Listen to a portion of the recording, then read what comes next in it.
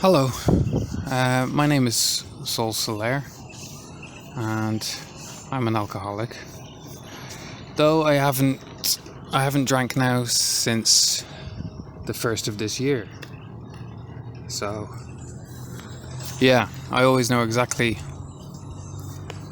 how long I'm sober for, because my first day was the 1st of January 2021. Which I like that. It's made it a bit easier, I think, almost. Well, yeah, okay. So I'm an alcoholic, but I'm not drinking. I've stopped drinking, and amongst a lot of things, I put that down to a number of specific ideas I've had, particular ideas I've had. Like I'm a reflective person, and I spend a lot of time thinking, and I'm very logical, and I was educated scientifically and rationally with the scientific method, and to be very rational. So I think a lot, and reflect on life a lot, and then what the conclusions I come to really have a lot of effect on my life.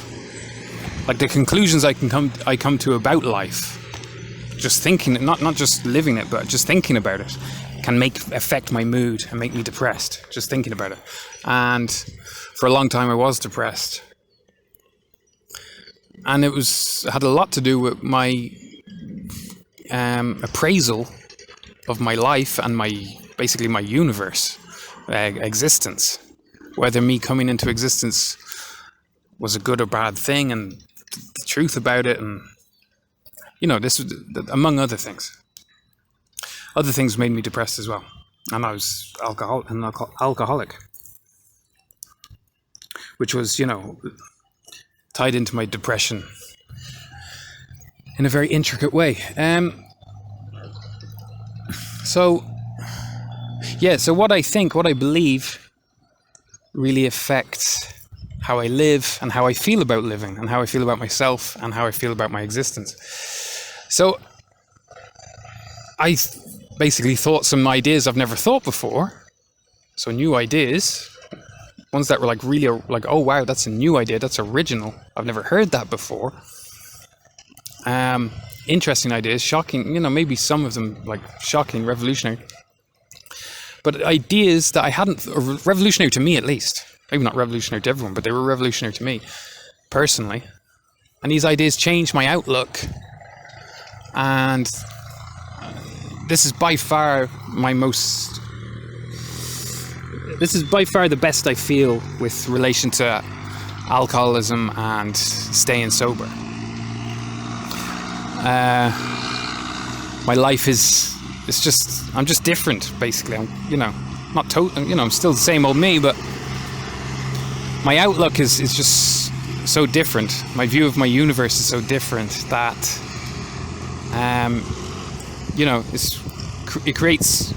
it's created such a change in my day-to-day thinking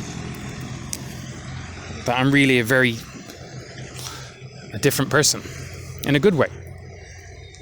So, since these very specific ideas helped me so much in, trying to stay sober and getting sober, I thought they could help other people, especially if you are someone that thinks a lot and is quite rational and was educated in the modern scientific world, where, how we understand our universe and our existence is by way of science. And we totally believe in science, because you understand that the fact that you're able to hear my voice right now is because of science. Even if you don't know how to explain it scientifically, it's because of science, and you can go into YouTube and have it explained to you in great detail. So that's how the universe works. So yeah, if you're someone who's educated scientifically, or is taught the scientific method, seen it applied to the world around you, then these ideas could have a positive influence on your thinking, like they did on my thinking. Okay, so I'm not just an alcoholic. I'm also, and more fundamentally, I'm a philosopher, and I'm a theoretical physicist, so I studied theoretical physics in college. So yeah, because of that education, I see the world in through a scientific lens. So the key thing for me with getting sober and staying sober is the higher power aspect of the whole thing. Like, apart from that, I was on paper I was someone who should be able to get sober. But the high in power part was the sticking point for me because of my scientific outlook.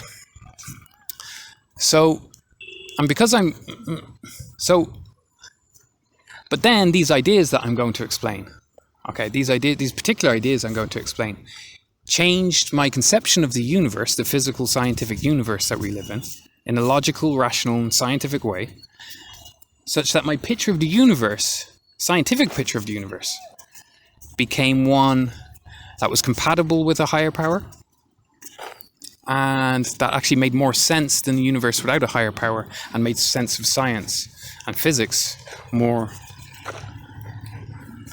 than a science that didn't involve a higher power. So then what that meant, because a higher power became scientifically plausible, and remember, you don't need to prove God to yourself at first. You just need to find God plausible first to help you, our higher power, whatever you prefer to say. You need to find it plausible first before you can believe in anything, or before you can believe in God. At least you have to find the concept of God plausible. Because at the moment, we live in a culture, very scientific culture, where the leading scientists are atheists. And they make declarations like, what's his name, Stephen Hawking did, and they declare things like God does not exist, and science proves it. And that's incorrect, and it's an irresponsible, well, not irresponsible, it's an outlandish claim to make. It's an outlandish claim for a human to make. Because look at the size of the universe. Look how complicated it is. Look how many factors there are. Look at the fact that despite how impressive science is, how much it does describe, there's still a lot of stuff that it doesn't describe. And in particular, it hasn't described consciousness, the nature of consciousness, how consciousness exists, what its fundamental nature is. And God and the human soul, if they exist, are conscious entities. So science can't, to date, hasn't been able to say anything about God one way or another. So, and a human can't, for a human to prove that God doesn't exist would actually require a godlike existence, because you'd have to understand the full and complete nature of the entire universe to be sure that you weren't mistaken. And humans, we're trying to understand something so much more immense and complicated than we are ourselves. And our science just has gaps in it at the moment, namely consciousness. So, but we live in a world where a lot of the leading scientists insist quite aggressively that God does not exist. And that makes it hard for normal people who may want to believe in God or may want to have faith in a higher power. It makes it difficult for them to do that because we all do believe in science. So if the leaders of science, like science is our ideology now. It's how we view the world. It's how we understand existence. And the leaders say, oh, there is no God. So that has the effect that people who don't know science as well as these leaders are just like, oh, right, shit. Well, that sucks. But they understand the scientific method and they understand the arguments of these atheists as well. And they've proven it to themselves logically in their own minds as well, if they've studied science.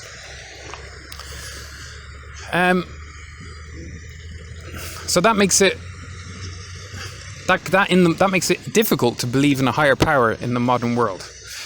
But here's the thing: the higher power part of getting sober is essential.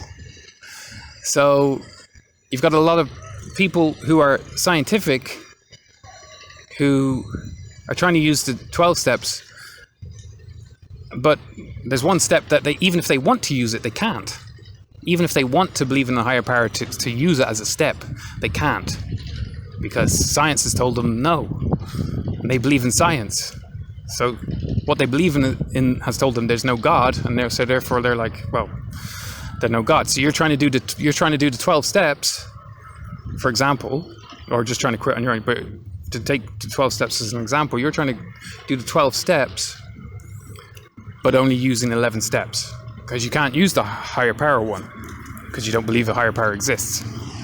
And even if you try and just, it's just trying to say to yourself, oh, I do believe, that doesn't make belief. Belief is based on your interactions over the course of your entire existence with the universe around you. And then belief in a higher power is if the aggregate effect of all those experiences makes you feel internally within yourself that there is a God or that there is not a God. That's how belief works. Okay, so what you need, if you're a scientific-minded person, what you need if you want to have faith in a higher power, if you want to use a higher power, you need a scientifically plausible way of believing in a higher power. You don't need to have total faith. You just need to see a way that the belief can be scientific and genuinely plausible, logically plausible, so that you can go, oh, right, okay, yeah, I can have faith in this higher power. The scientific part of your mind will give you permission, not explicitly, won't actually say anything to you, but you'll now have in your mind, in the rules and methods that you use for thinking will now be modified such that you can contemplate your existence with a higher power, a genuine, real one, existing one. And if that will change your life, because there's a huge difference between human life where you don't believe in a higher power or God, that's what we mean, higher power. And for me, God is higher intelligence. So it's just that there's some intelligence greater than, and it's a physical intelligence that I have explained in certain of the lectures I want to share with people. Oh God, sorry, lost my train of thought now. What was I talking about? Basically, you need a plausible scientific model of God, and it has to be strictly scientific before you can have faith in a higher power. That's just the way the modern minds work. That's just a fact about modern human brains. We're not superstitious anymore. We don't believe in fairy tales or polytheism. We believe that there may or may not be one higher power, benevolent higher power that cares about humans, and that we have human souls. That's what it comes down to now. A lot of scientists say no, they're atheists, and they say no, there isn't one. But yeah, you need a plausible scientific model of this higher power so that you can have any chance of believing in it. And as I say, the belief will change your life, change mine. But it has to be genuine. The only way belief can change your life is if it's genuine. So you'll have to go from atheist to believing in a higher power, an immensely intelligent higher power. And that will involve some awe on the way, which feels a little bit like fear sometimes. But it's a good fear. It means you're conceiving of new possibilities for your existence. And that these possibilities are amazing to you. So amazing that it shocks you, and you might need to lie down and breathe and calm down. But ultimately it's good, and it's happy, and it's joyful as well, because it's a great relief. Because, as I was saying, or wanted to say, the difference between being an atheist and being someone that believes in God is basically it's infinite. Because in one you die and you're gone for infinity years, and the other you keep existing. And we're all humans, so we got a taste of existence, a taste of fun, love, happiness, things like that. Good times, the possibilities of human life. And we don't want to be infinitely annihilated. The idea that you're going to stop existing for eternity is terrifying. So, but whereas if you genuinely believe in God, and there are a whole lot of people out there who say they believe in God, but how genuine is it? And it's different for different people. And you can tell basically by their behavior.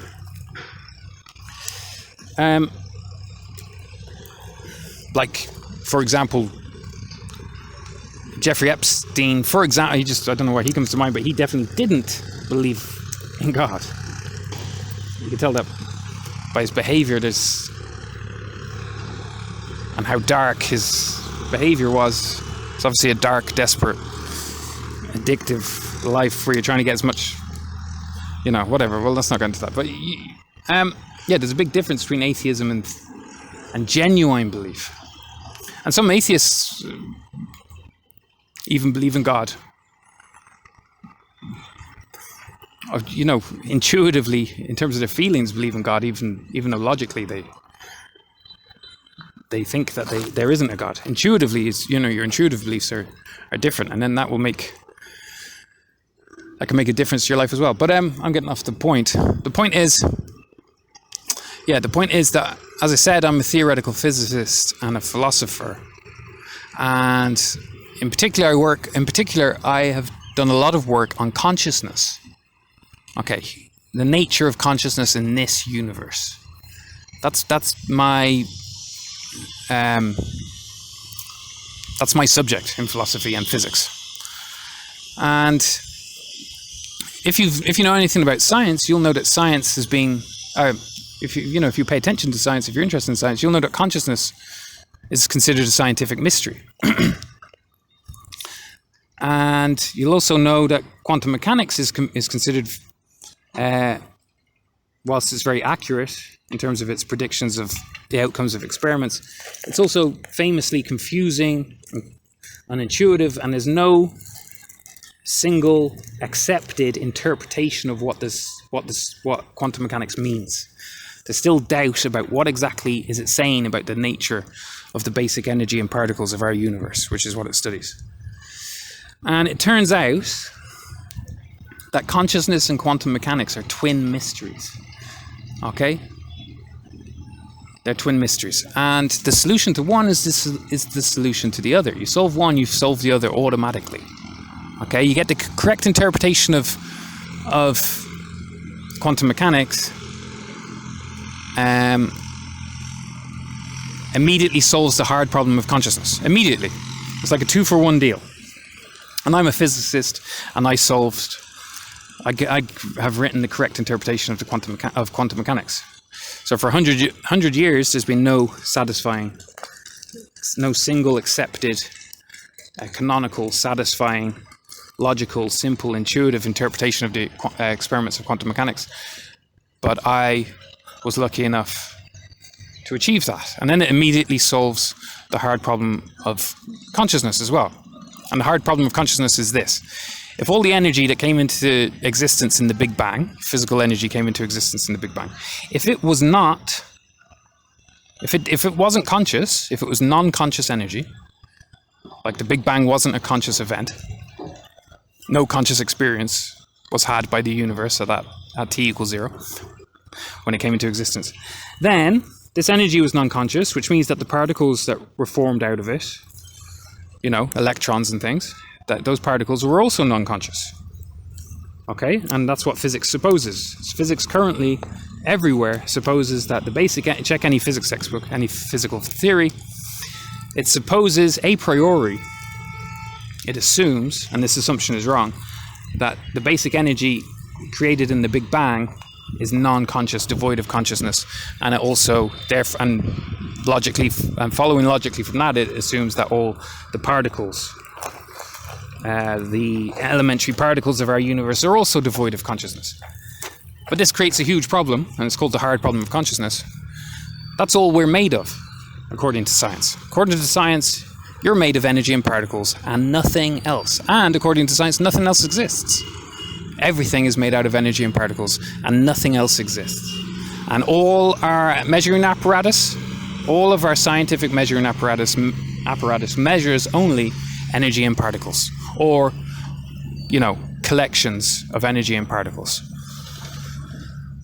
Configurations of energy and particles. That's what you are, a configuration of energy and particles. But if all the energy and particles are non-conscious, devoid of consciousness, then if that's all we're made of, how the hell are we conscious? And that's called the hard problem of consciousness. And for hundreds of years, science has totally failed to come up with a solution to that problem. Like, it's the problem is pristine. If you had like a loading bar, when you're loading a PlayStation 1 game and there's a loading bar, in terms of science solving the hard problem of consciousness, it's at a pristine 0%. Just, it hasn't been done. No sensible scientific theory explains how the non-conscious energy and particles, when you put them together into a human or into a rabbit, or a cell, or whatever you suppose is the first conscious creature, how does the consciousness switch on around the energy and particles? No answer to that. Okay.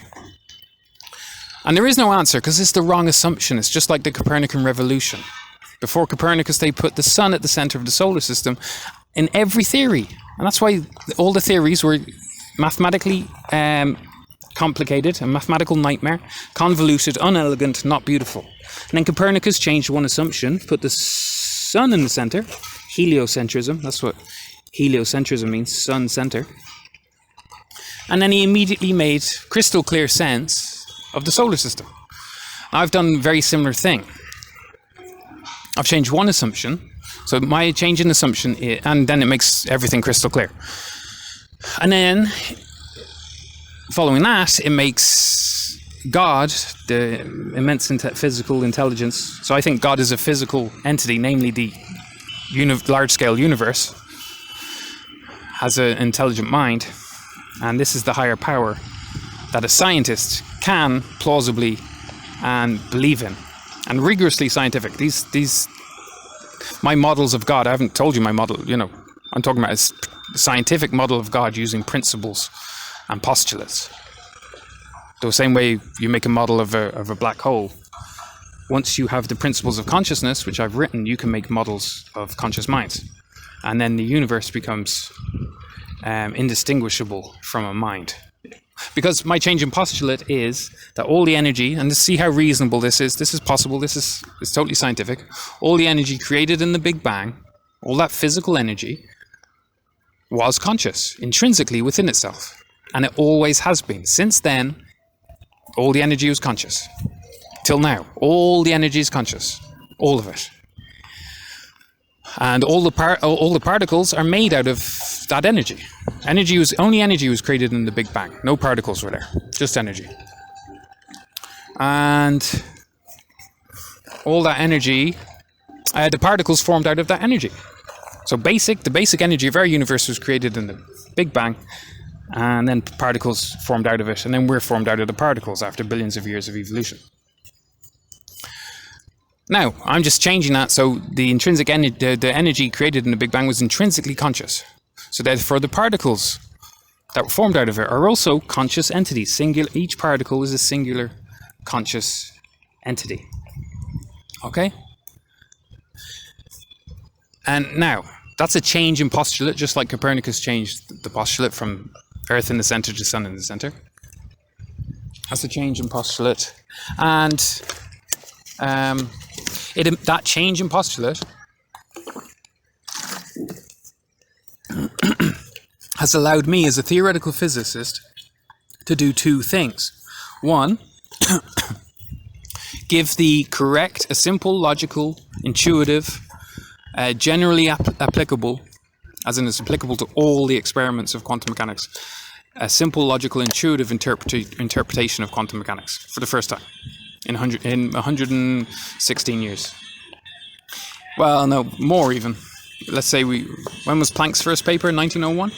Max Planck? Then Einstein's paper in 1905 with photoelectric effect. So that's a long time we've had quantum mechanics without a single, simple, logical, intuitive interpretation. Now I've given one for all the experiments. And you can listen to that. That's an hour-and-a-half lecture explaining this. And you can listen to that to convince you. You'll see the old. You can look at the old interpretations on Wikipedia, then check my one. And then check my interpretation. You see how simple and logical and intuitive it is. Okay, and it also has allowed this change in postulate has also allowed me to solve the hard problem of consciousness.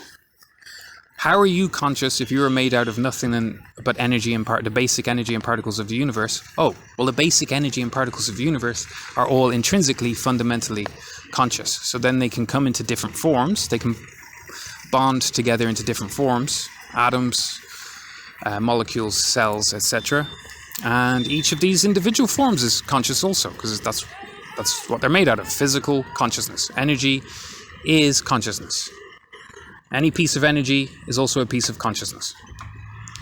So that immediately solves the hard problem of consciousness. That's how you're conscious, because all the energy and particles in the universe are intrinsically conscious. And therefore anything made out of them is also intrinsically conscious. So this is why you are a physical object that is intrinsically conscious. Where do you experience your consciousness? Within yourself. So the consciousness is the energy that you're made of. So all the electrons and protons and neutrons in your arm, they're all conscious, and when you arrange them in just the configuration of your arm, it gives rise to the conscious sensation of your arm. That's why you feel like you can't describe it very well, but you do have conscious sensation of your arm. You know where it is, you can imagine it, you can control it consciously. Why? Because it's all conscious energy. And here's the thing about consciousness, you can't give a single definition of it. Why? Because it's capable of there are many different types of conscious experience. There's a conscious experience of being a human, there's a conscious experience of being a cow, there's a conscious experience of being a snake. Like, for example, we know the conscious experience of a dog is different than ours because it can hear higher frequencies of sound. And why is that? Well, it's because it's a different configuration, a different formation. Its ears are different, its brain is slightly different. It's all conscious energy that the ear and brain are made out of. That's why the dog has conscious experience within his brain. But he has different conscious experience because he's a different formation of the energy. Then we accept that as scientists, we accept that the more simple,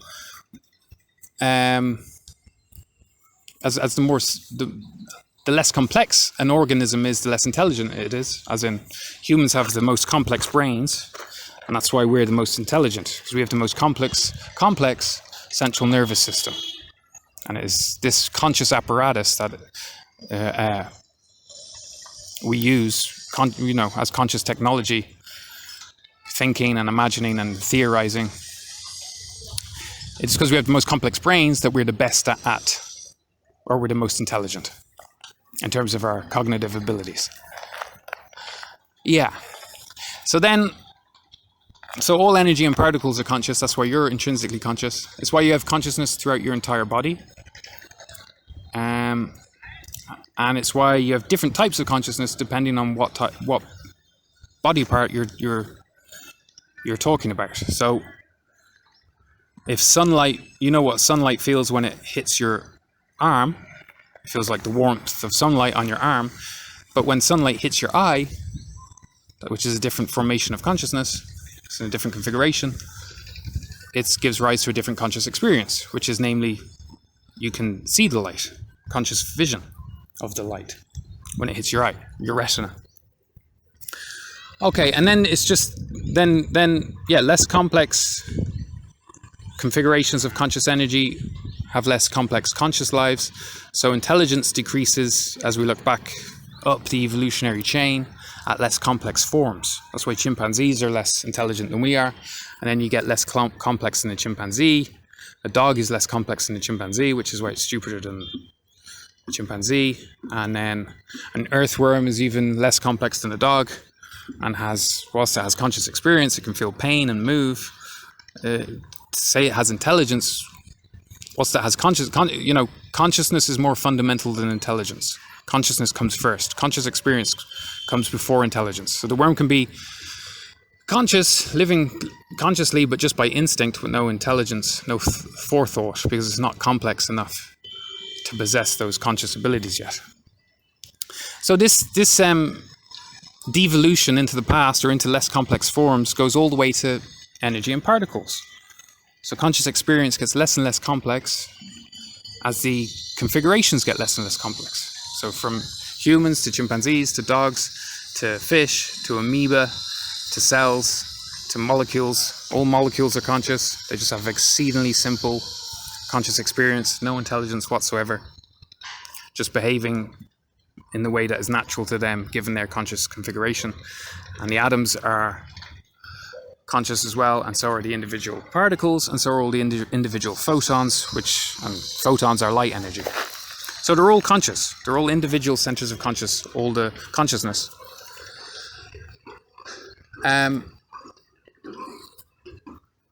And that assumption that all the basic energy and particles of our universe are individual conscious centers made of consciousness in particular configurations, that assumption allows us to simply, logically and intuitively interpret all the experiments of quantum mechanics. So what's happened is humans are used to human conscious experience and human behavior. So when they look around the world, and we know we're conscious because we experience our consciousness. So when they look around the world, they only assume that other objects are conscious if they behave like humans. So humans naturally assume other humans are conscious, and naturally assume dogs are conscious because dogs act somewhat like humans. They have stomachs and eyes, and they can be happy and loyal and things like that. And we believe anything that moves and has eyes, animals are conscious. But it takes us a long time to recognize conscious behavior when the form is very different than our own. So it's taken us up until very recently to realize that plants are conscious.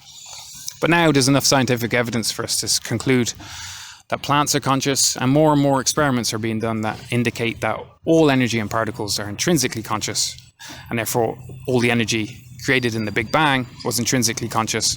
Consciousness is an intrinsic property of physical energy. Okay, so you can check out the interpretation, the lecture where I outline the interpretation of quantum mechanics. Okay, and that will prove to you this theory. You don't need to do that though. You can just take my word for it. It depends on how much you care about physics. If you don't care about physics, then you don't need to worry about it. You can just take my word for it. All energy is conscious. And always has been. If you're into science, then you'll want to go and verify that for yourself. But then, once we've proven, and I've proven it, and there are other ways to prove it as well. I have experiments, and I have the conscious interpretation of general and special relativity. And I've experiments that any physics university in the world can do to verify my theory. Once you understand that all the energy created in the Big Bang was and remains conscious, and it's physical consciousness, that radically changes your picture of the universe. Just like Copernicus radically changed people's picture of the universe when he put the Earth at the center instead of the sun. Now the Earth wasn't, now you're not living at the center of the universe anymore. This scared people at the time because they thought God God's center of attention were humans. Part of their belief back then was that God had given humans center stage, and that he gave humans more of his attention than any other species or any other part of the universe. So they had to accept, because it was so obvious thanks to Copernicus, that actually the sun is at the center, and then you can make perfect sense of our solar system with the planets tracing 9 simple beautiful ellipses around the sun. So similarly, I radically change your view of your universe. If you're an atheist, you did think, I've been born into a cold, dark, dead universe that has no conscious perception, no conscious feeling, no intelligence, and doesn't care at all doesn't even know that I've been brought into existence, let alone care. Doesn't care at all. So then your universe is your enemy because you don't want to just die and stop existing for eternity, but that's what your universe is doing to you. It's brought you into existence, and because of its nature, its intrinsic nature, it's going to annihilate you for eternity. That's what atheists think. So the universe is, whether you accept it or not, the universe is your enemy because it's going to eternally annihilate you. Whereas if you believe in God and a higher power, this higher power would be intelligent and would also, just like you appreciate beauty and just like you're capable of love, since you're all made of the same stuff, the same basic conscious energy, it wouldn't do that to you, and it wouldn't do that to itself. God wouldn't do that to itself because it had formed you out of itself. God had formed humans out of the very stuff of his own mind. So God made the mind of the universe, the immense mind of the universe, a mind the size of the universe, had sacrificed a very negligible amount of its total energy to create conscious centers out of it.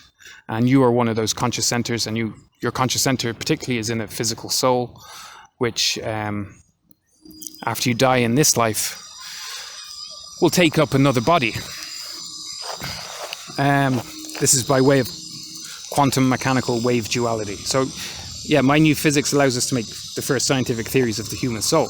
But anyway, the thing is, so the whole universe is conscious, and then if you study how minds are formed, once you understand that all the energy of the universe is conscious, the whole universe itself, the physical universe itself, becomes indistinguishable schematically from a very immense mind. And that would be a very immense intelligence indeed, that from a human perspective would be indistinguishable from what we call God. This is not this God that I'm talking about is not an old angry man in the clouds. That's a caricature of God made by people that don't like God or aren't a fan of the theory of God. So then what we can do once we have this theory that the correct postulate that all the energy of the universe is intrinsically conscious, what I've done is I've written a series of lectures, and I've read those lectures, as podcast episodes. Actually, I didn't write them. I just said them. I extemporized them. I just spoke them. I didn't write them out first. Or maybe I should have. I don't know. But they are called Principia Theologica. So like Isaac Newton had his Principia Mathematica, in which he outlined his mathematical principles, his principles of mathematical physics for the analysis of the dynamics of simple macroscopic objects. That's what Newton did. I'm outlining my principles of theoretical theology. So that is where we apply scientific principles and the scientific principles of physics to make sound, rigorous scientific models of the physical human soul and the mind of God. So Principia Theologica will teach you how to go from an atheist, step by step, slowly but surely, and to theist, if you want. Of course, if you want. You might not want to undertake an experiment like that. There might be, it might be a bit scary at times, but don't worry. If it's scary, just stop for a while until you calm down. And then if you ever feel comfortable coming back to them, come back to them. If you don't ever feel comfortable coming back to them, don't. But I would recommend that you give it a try, because I can tell you from my experience, being an atheist was terrifying. And like if I ever dwelt on it, like the thing is, I tried to get on with my life and tried to live a happy life. But if I ever thought, what's my opinion of this universe, and my existence in the long term, disaster, as in the worst disaster ever. I've got a taste of human life. I've got a taste of love and happiness. I love my family more than I can, say, and I'm going to be wiped out for eternity. So if you actually dwell on it, it's the worst possible future imaginable. And you see, what I'm going to claim is that it's intolerable psychologically for a human to deal with that, and that's why our species at the moment is so anxiety and fear-ridden and behaving so irrationally, because science has made us all think we're atheists, or make us all believe in atheists, but it's wrong, and that's what's depressing us. But God is a self-fulfilling prophecy, and once we have the principles of the physics of consciousness, we will see God as plausible, believe in God, have faith in God, calm down, and there should be a scientific and spiritual renaissance, which would be great, because world peace is almost established, as in all the nuclear powers are at peace together and are bound up in trade agreements and stuff, and just don't the populaces of both countries of all the nuclear powers definitely do not want war with one another. These phones and the fact that we all speak English, we have a global language now, that's essential for world peace. And you need instantaneous global communication. aka the internet that we finally have. So world peace is about to be established in the next, I think it will be very soon. I think we're on the cusp of a renaissance, because the world is basically paused now, but on pause. But, at some point we're going to realize that sharing and caring is the right way to go, and then there's going to be a renaissance. Like systematic sharing and caring, not communism. It does not require communism. It does not require a revolution. Capitalism is just fine. We just need to have a conscience and not hoard billions of dollars. But anyway, I'm getting way ahead of myself, as I always tend. I start these things meaning to say certain things, meaning to explain certain things, and I always get way off topic. But yeah, I highly recommend it if you'd like some true scientific faith in a higher power to help you follow all the 12 steps.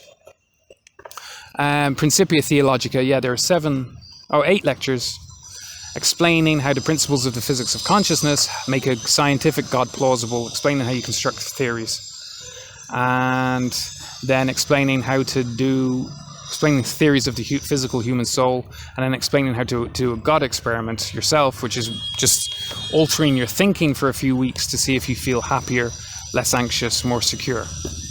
But yeah, if you are trying to follow the 12 steps, then finding a higher power plausible, for me, that's what really worked. That's what clicked it for me. That was, I needed to have that faith that, I'm doing this for some reason, and that the universe isn't my enemy, and if I do it and really, really, really, really, really, really do it, and do it with total honesty with myself, and really, really, really do it, that my life would actually improve, that God would keep up his end of the bargain. And what was happening before, I didn't really have faith in the higher power. So when something bad would happen, I would freak out and,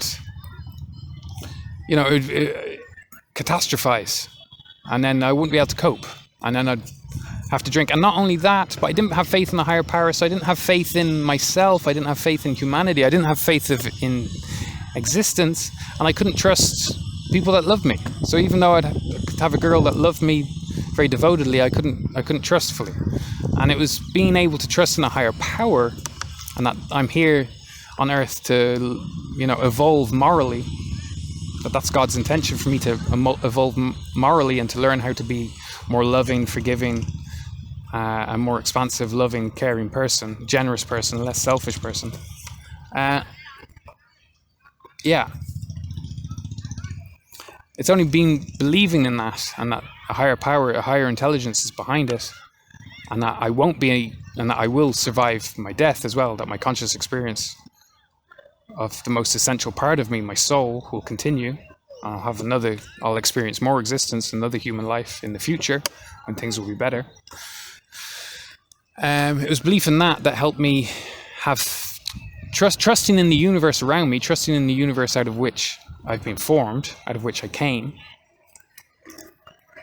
It was that trust as a foundation that has enabled me to trust people that love me, and trust people that I need to love, because I would fuck up particular relationships in exactly the same way, is the thing. So yeah, I didn't trust people, but it wasn't, it was the same. I didn't trust people in a particular type of relationship. It was my mistrust was very specific, relationship specific. Particularly, it was with romantic relationships I couldn't trust. I could trust my mom with anything. Trust my mom with my life. Trust my sister with my life. Trust my dad. Trust my friends. Even if they hurt me, it wasn't okay. But, struggle to trust the person I was closest to. And they were good, loyal, more than trustworthy people. So, that's messed up. So it was being able to trust in existence itself and realize, I have to really, really change. And it's only if I really change will God hold up his end of the bargain. Like, he's offering me happiness, but I don't get the happiness till I've changed. That's what I had to realize, and then start making that continuous effort to change. And even when it got hard, remind myself, no, I got to keep changing, and I just got to keep doing it for a while until it sticks. And that's how it worked for me. But it was absolutely, for me, it was totally essential that I go from finding God totally implausible to finding God plausible. As soon as I found God plausible, scientifically, that was it for me. That was the beginning. Because I was like, oh shit, there really is a God. Hallelujah. Like, admit one thing, you definitely would prefer if there was a God. So here's a chance to believe that, and believe it genuinely, and believe it in the way that you know it's true. Why? Because of the the way it resonates with you physically, like the physical feelings you'll feel, the joy, the awe, the happiness, the peace, the relief from anxiety attacks. All that change in your daily conscious experience will convince you. And the fact that atheism is absurd, like for us to be for it to be this wonderful, and then, you know, the universe just brings us into existence capable of love, so small and innocent, then just to totally annihilate us against our will. I mean, it's so absurdly bad. No one can live under that sort of... That's awful. Anyway, so if you'd like freedom from the fear and the anxiety that is the root source of... Maybe I'm going to claim to you that that's the root source of all your fear and all your anxiety. Because if like things upset you now, arguments, you know, breakups, stuff like that, upset you now and can drive you to drink. But what if you could always see God in the sky? And every time something bad happens, God would say, hey, whoa, calm down. Don't worry. And you look up and you'd be like, but this happened. Exactly what I didn't want to happen happened. And then he explained how it was fine. In the ultimate sense, reminded you of your soul. This was a learning experience. You have to learn, you have to change so you can make relationships successful and stuff like that. Imagine how much more safe you'd feel in the world. Well, what genuine faith in God is psychologically and emotionally equivalent to that. You are always able, even though you get hurt, even though things do go wrong, even though tragedy does strike, you always can remind yourself that this too shall pass, that it's a learning experience. What can you learn from it? That your life is a learning experience, and that the key point of life is moral evolution. Becoming a better person morally in a very systematic way. You can always you always just know that in the back of your mind, and you can actually. It is possible with these scientific ideas to develop faith in God that is the same as kind of your faith that the sun will rise in the morning. So you can't prove beyond all doubt that the sun will rise tomorrow. Maybe there's some physics we don't understand that means that all of a sudden the gravitational force is going to flip and become repulsive, and suddenly the Earth's going to be slingshot out of its orbit away from the sun, and the sun won't rise tomorrow. That's logically and scientifically possible. It's very unlikely, but it is logically and scientifically possible. So that you can doubt that the sun will rise tomorrow, but you know very well it will. That's faith. That's scientific faith. Induction has taught you the sun is set and has risen every day of your life. You've experienced that happening to the point that you are absolutely sure it will happen. I just fell over. God damn this place. I'm on the side of a hill and it's got lots of gravel. I just kept right on talking, didn't I? I wasn't even going to address that. There were other guys here, so I was like looking to see if they saw me. I don't think they did. Oh boy, I was really in the middle of things as well, preaching. I guess that's what I'm doing first. It's unintentional. I just want people to acknowledge my physics, because it's really starting to piss me off now, and especially these IIT crowd who are modifying their Wikipedia pages retroactively. At June 8th they modified one after I send my definition of consciousness to them. and they modify their definition so it looks more like mine. Unbelievable. Thank God Wikipedia keeps this record, you know. June 8th, first time they modified it in years. But yeah, I just want my physics acknowledged, because I've come up with the principles of the physics of consciousness that have huge medical implications. Big medical implications, good ones, as in like cure for cancer implications. Not totally, but new conscious treatments that could be much less invasive and destructive than chemotherapy, for example, and could help in prevention as opposed to cure as well, based on the placebo effect, which is to do with consciousness, and which my principles explain. So it's starting to get annoying to have done so much physics, put it out there. Anyway, I'm getting way off the topic. Check out the physics for yourself, but more importantly, check out Principia Theologica and just see how plausible God actually is, and how much you want to believe in God, would prefer to believe in God, and how much, you know, your life is very meaningful. Like you having a soul that just exits the body at the point of death, just like near-death experiences describe. It takes on wave form because of wave particle duality that's quantum mechanics. And then at some point, we don't know, maybe it travels somewhere, maybe it travels up to the sun before being sent back down to the earth, where, you know, your soul is a very special collection of particles in a special configuration that's taken billions of years to evolve. It's a very special, unique configuration to you. Your soul is the most unique thing about you. It's taken 14 billion years to physically evolve. And then it attaches into a new body, which is a fetus inside a mother's tummy, to begin a new life. And that's why you feel so accustomed to existence, because this is not your first time. It's just when you die, you leave your memories behind, because your memories are written into your brain. And we obviously don't take our brains with us because we put them in the ground or burn them. Okay, so that's why you start each new life fresh, with no memories, which is a good thing. Okay. So yeah, check out Principia Theologica and feel the relief. Feel the relief. How much you really would prefer if this wasn't all just a tremendously painful mistake, because it's not. And get an idea, you know, look at culture now, look at our world at the moment. The world's on pause. It looks like a dark age, doesn't it? Like, this is pretty fucking bad. Like, this is shit. Like, this is crap, what we're doing now. The greed, the irrational behavior, the destroying the earth. The greed, basically, that's the main thing. And destroying the planet as well.